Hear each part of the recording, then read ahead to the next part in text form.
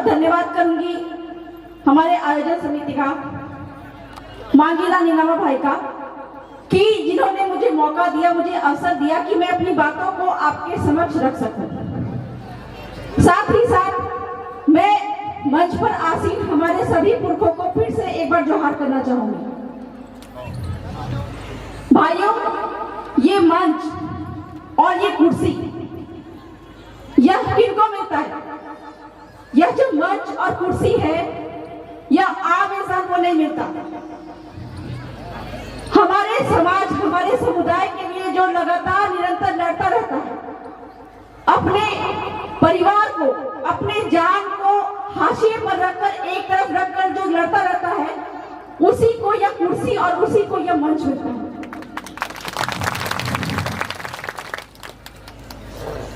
बिरसा मुंडा दादा के गांव खुटी, वहां पर ऐसे ही 272 गांव बैठे हुए थे और 1500 आदिवासियों की भीड़ थी। वहां पर अपनी जमीन बचाने के आंदोलन के दौरान कलेक्टर महोदय और प्रशासन व्यवस्था को वहां पर बुलाया गया था। वहां पर भी कलेक्टर महोदय को कुर्सी नहीं दिया गया, क्योंकि सारे आदिवासी ऐसे ही जमीन पर बैठे हुए थे। क्यों नहीं दिया गया? क्योंकि कलेक्टर महोदय हमारे आदिवासी समुदाय के लिए नहीं करते, कोई भला काम नहीं करते।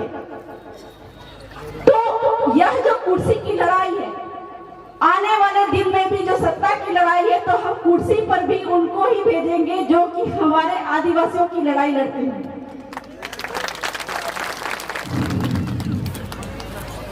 धरती आबा भगवान बिरसा मुंडा 25 साल की उम्र में हमारे जल जंगल जमीन की लड़ाई लड़ते लड़ते शहीद हो गए। आज के दिन ही उनका जन्म हुआ था और आज के दिन पूरे भारत भर में उनको दिल से याद किया जाता है। साथ ही साथ आदिवासी समुदाय के दिल में यह बात जिंदा है, वह जिंदा करके गए कि हमको अपने जल जंगल जमीन और अस्तित्व की लड़ाई हमेशा लड़ती रहनी है।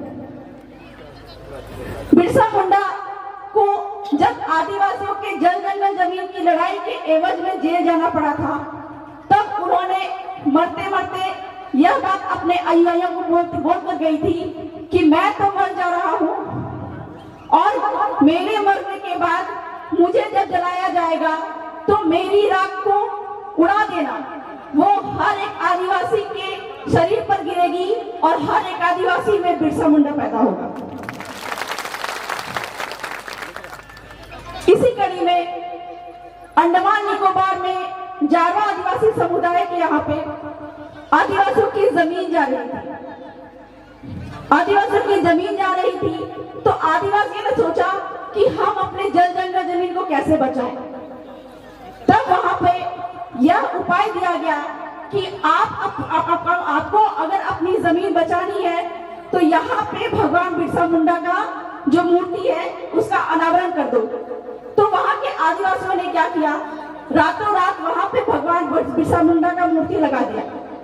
सुबह में जब वहां पे जमीन लेने के लिए लोग आए, जमीन लूटने के लिए जेसीबी आई, तो उन लोगों ने कहा कि यह जो मूर्ति यहाँ पे कैसे खड़ा हो गया, यह काला सा आदमी कौन है? तो वहां के आदिवासियों ने बोला यह तो हमारे भगवान है, क्या पता रातों रात जमीन को फाड़ के निकल गए।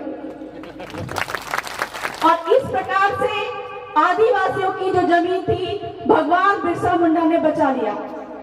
आज भी यहाँ पे भगवान बिरसा मुंडा का मूर्ति का अनावरण हुआ है और मुझे आशा और उम्मीद है कि यह हमारी जल जंगल जमीन को बचाएंगे। तो भगवान बिरसा मुंडा 25 साल की उम्र में अपने आप को उन्होंने न्यौछावर कर दिया और साथ ही साथ हमको यह संदेश देकर गए कि अपने जल जंगल जमीन को कैसे बचाना है। सन 1900 में भगवान बिरसा मुंडा की मृत्यु हो गई और उस समय पे अंग्रेजों ने उनकी मृत्यु के बाद उनको एहसास हुआ कि यह जो आदिवासी हैं जो मर जाते हैं लेकिन अपने जल जंगल जमीन की लड़ाई नहीं छोड़ रहे, ये कौन है। तब उन्होंने सर्वे किया और उनको मालूम चला कि ये जो आदिवासी है 8% आदिवासी है, वह भारत के मूल मालिक है, इसलिए वह अपना जल जंगल जमीन नहीं छोड़ते। और जो 92% जो है गैर है वो विदेशी है, आक्रमणकारी है और उनकी संतानें हैं। जैसा कि सुप्रीम कोर्ट के माननीय 5 जनवरी 2011 का जजमेंट में माननीय जस्टिस मांगटे काजू ने कहा था कि 8% भारत के आदिवासी ही भारत के मूल मालिक हैं। तो अंग्रेजों ने बिरसा मुंडा के बलिदान के बाद में सर्वे किया तब उनको मालूम चला कि ये लोग जो जल जंगल जमीन की लड़ाई लड़ते हैं, मर जाते हैं लेकिन अपने जल जंगल जमीन की लड़ाई नहीं छोड़ते, ये कौन है? तब उनको मालूम चला कि यही है जो भारत के असली मालिक हैं। तब उन्होंने जमीन के संरक्षण के लिए कि कोई भी गैर आदिवासी आदिवासी की जमीन नहीं ले सकता और कोई भी जमीन अगर किसी सरकार को लेना हो तो उसके पहले कलेक्टर को पूर्व मंजूरी लेना पड़ेगा। तो आदिवासियों की जमीन सीधे तौर पर किसी को नहीं बिक सकती। ये कानून बनाया जिसको कहा जाता है CNT एक्ट, यानी कि छोटा नागपुर टेनेंसी एक्ट 1908 में बनी थी।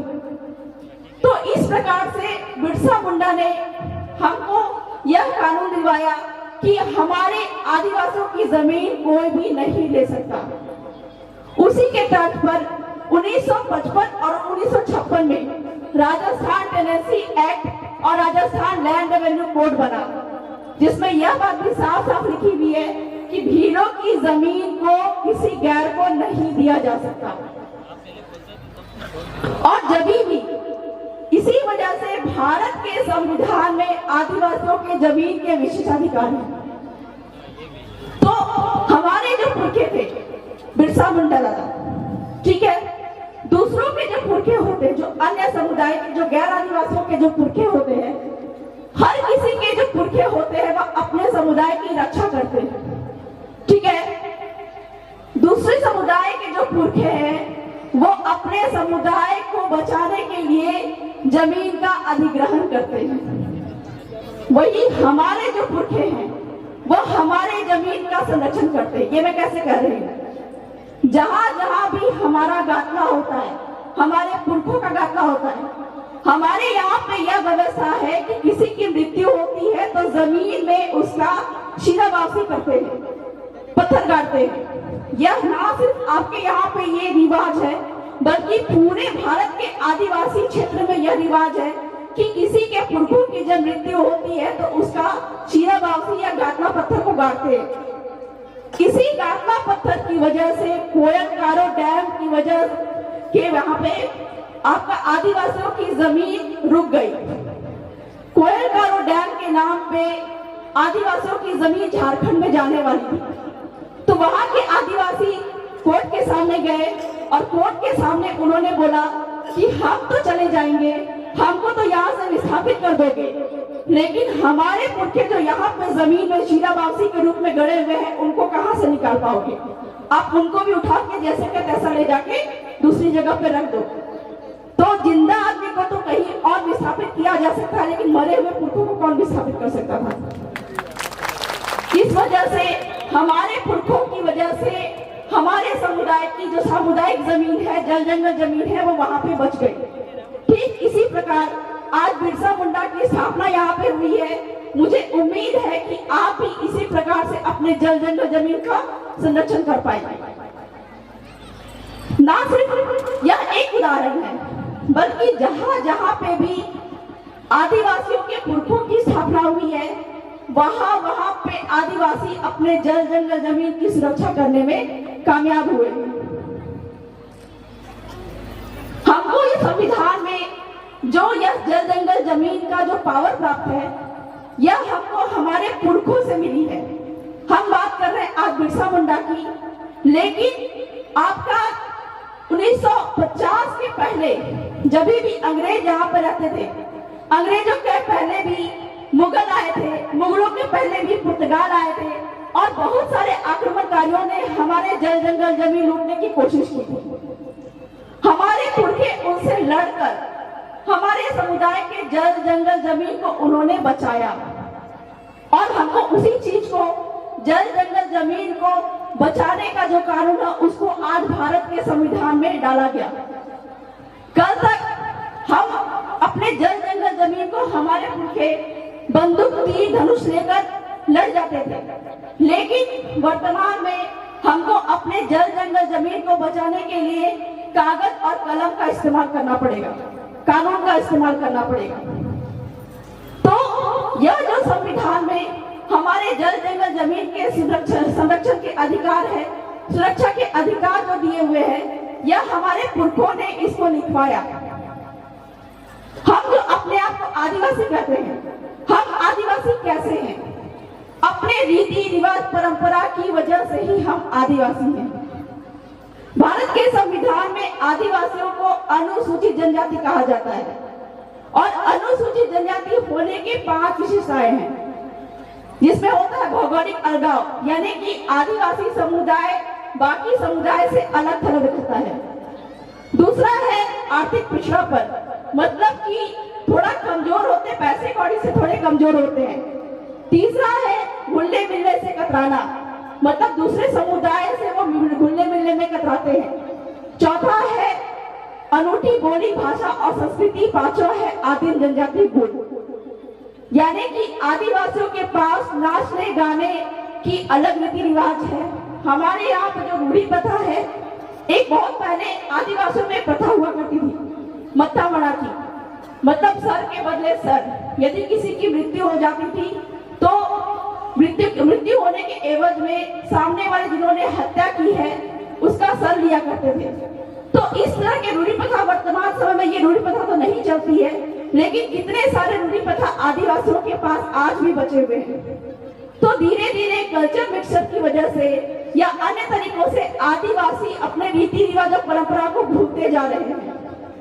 हमारे बाप दादाओं ने जो हमको अनुसूचित जनजाति का स्टेटस दिया, आदिवासी का स्टेटस दिया और जल जंगल जमीन बचाए, आज वर्तमान में पुरखे तो हमारे जल जंगल जमीन का संरक्षण करते थे, लेकिन वर्तमान समय में हम अपने जल जंगल जमीन के संरक्षण के अधिकार को भूलते जा रहे हैं। तो वर्तमान में हमको संविधान के सारे जो अधिकार है उसको जानना पड़ेगा, उसको सीखना पड़ेगा, तब जाके हम अपने जल जंगल जमीन और अपने अस्तित्व को हम बचा पाएंगे।